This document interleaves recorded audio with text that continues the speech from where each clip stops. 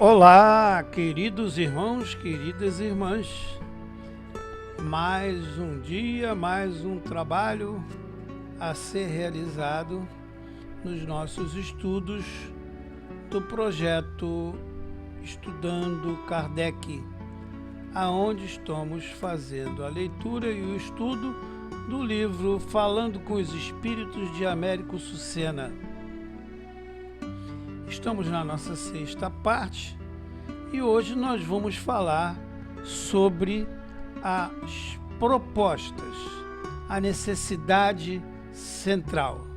Vocês devem lembrar que nós falamos sobre isso aí em alguns capítulos, que o importante é a necessidade central.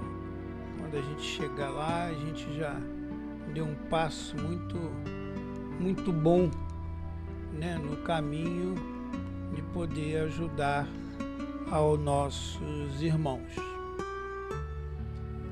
Américo Sucena cita aqui que no livro, nos domínios da mediunidade, né, de André Luiz, ele relata um curso prático com o espírito Aulus, que esteve encarnado no tempo de Mesmer, estudando o magnetismo, e depois no tempo de Kardec, estudando o espiritismo e a mediunidade. O livro conta uma semana de estudos e observações práticas mediúnicas. Mergulhando no assunto, André só volta a escrever sobre o tema no livro de Desobsessão, que foi publicado no ano de 1964. Nessa obra, André recomenda atender à necessidade central do espírito. A recomendação se deve ao fato de que um esclarecedor tem cerca de 10 a 15 minutos para fazer um atendimento e, portanto, é necessário ir direto ao ponto. Mas, para isso, é preciso ter uma ideia suficiente boa da situação do espírito. É claro que me refiro aos espíritos que não se importam em falar dos seus problemas. Aqueles que são mais rebeldes e coisa e tal, esses aí vão levar mais tempo. Continua ele. Os que não querem falar serão examinados posteriormente, mais lá para frente. Ouvir é uma habilidade que um esclarecedor precisa desenvolver. Friso isto aqui. Esclarecedor precisa desenvolver. É a habilidade de ouvir. Não é escutar, repito, é ouvir. E ouvir bem. É prestar muita atenção no que o Espírito está dizendo, para fazermos uma ideia do que é melhor para poder lhe falar. Diz ele, certa feita, um perseguidor disse que estava muito bravo. Ao invés do esclarecedor perguntar o porquê, disse que ia orar pelo espírito para ele se acalmar. Não que seja válido orar, é claro, mas o espírito reagiu imediatamente à postura, dizendo que ele e seus companheiros não estavam ali para orar. O esclarecedor insistiu, dizendo que se ele não queria oração, que os demais queriam. Abro aspas. Como é que o esclarecedor sabe disso? Só se ele for vidente. E pela segunda vez, ouviu que eles não queriam orar. Todo esclarecedor precisa aprender a contornar a situação para atingir o seu objetivo à semelhança de um rio, conforme ensinou André Luiz lá no seu livro. Criar empatia com o comunicante, ceder em alguns pontos, testar outras possibilidades são recursos muito importantes. Caso a necessidade central do espírito comunicante tenha sido atendida e ainda há tempo, verifique se existe, outras necessidades. Mas se o tempo se esgotou, encaminhe para alguém que poderá atendê-lo na vida espiritual. Nem sempre a necessidade central ela é perceptível, como, por exemplo, um forte complexo de culpa, um suicídio, uma tragédia e outros casos. Nesse caso, só a experiência e o tempo nos habilitam diante de quadros mais complexos da mente humana. Vamos agora ao encaminhamento. Lá, continua ele dizendo, lá no livro de André Luiz, no livro agora Desobsessão, apresenta duas situações possíveis: encaminhar para alguém que continue atendimento ou sedar o espírito em caso de não aceitação do atendimento. Encaminhar para alguém, primeiro caso, não se deve, abro aspas, pode e poder. Encaminhar um espírito, assim como fiz eu há algum tempo.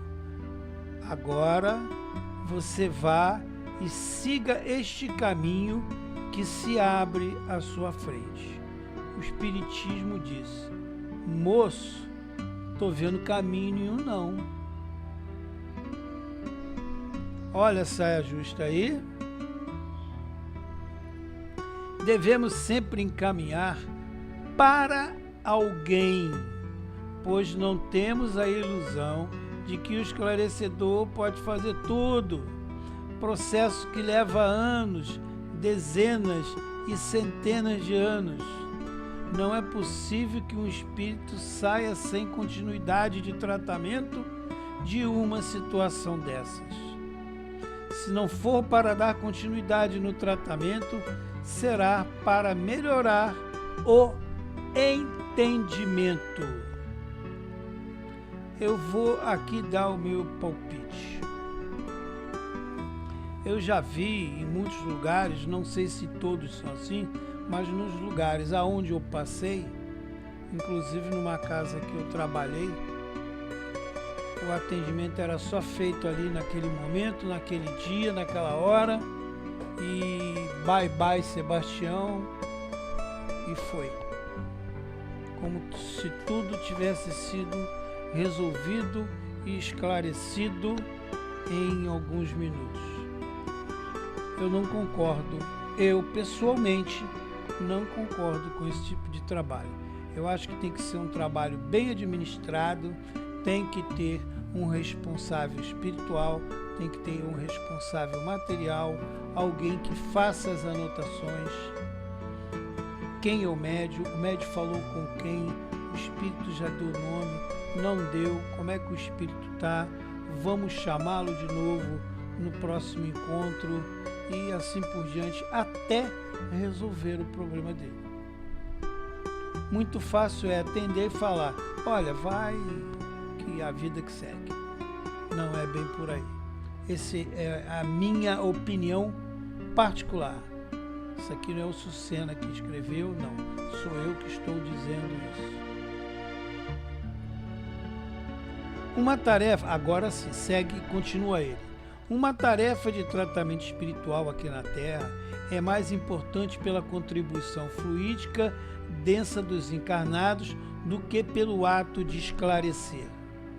É bom lembrar que antes de Kardec, o atendimento aos espíritos sempre foi feito na vida espiritual.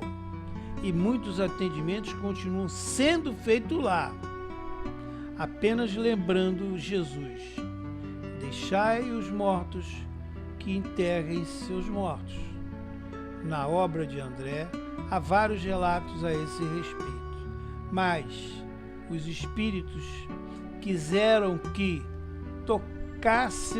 trocássemos experiência entre os dois planos da vida, fazendo com o que se costuma chamar de primeiros socorros.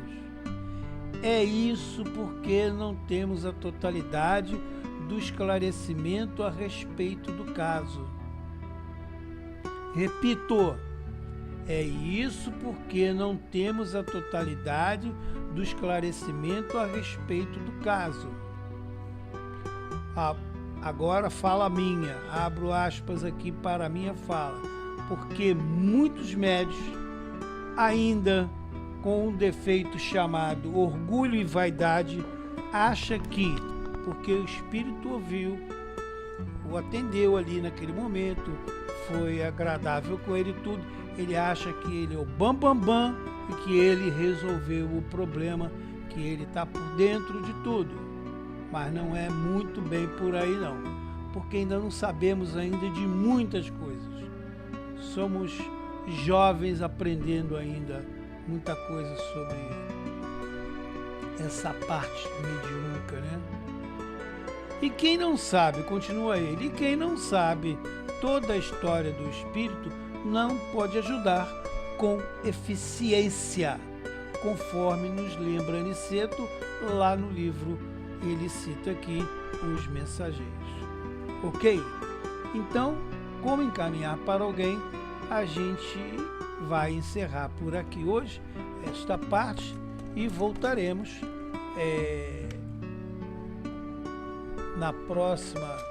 no próximo encontro, trazendo o restante do estudo, aonde começaremos a falar sobre o espírito vê alguém.